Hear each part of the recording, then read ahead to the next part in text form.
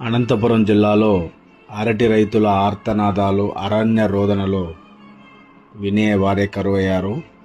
వేల ఎకరాల్లో రైతులు అరటి సాగు చేశారు.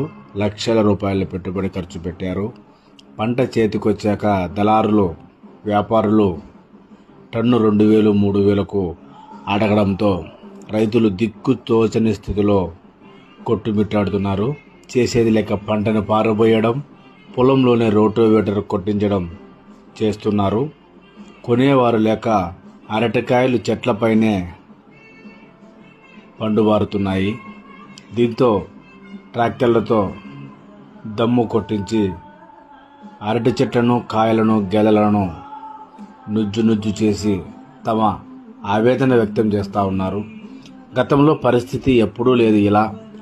మార్కెట్ సౌకర్యం లేకపోవడం, మద్దతు ధర కల్పించకపోవడంతో రైతుల పరిస్థితి ఇలా ఉంది. అయితే టౌన్లో మాత్రం అనంతపురంలో 12 అరటికాయలు, డజన్ కాయలు 40 రూపాయలు, 30 రూపాయలు, 50 రూపాయలు అమ్ముతున్నారు. అక్కడ అలా ఎందుకు రేటు లేదో ఇక్కడ ఇలా ఎందుకు రేటు పెంచుతున్నారో అర్థం కాని పరిస్థితి రైతులకు ఉంది.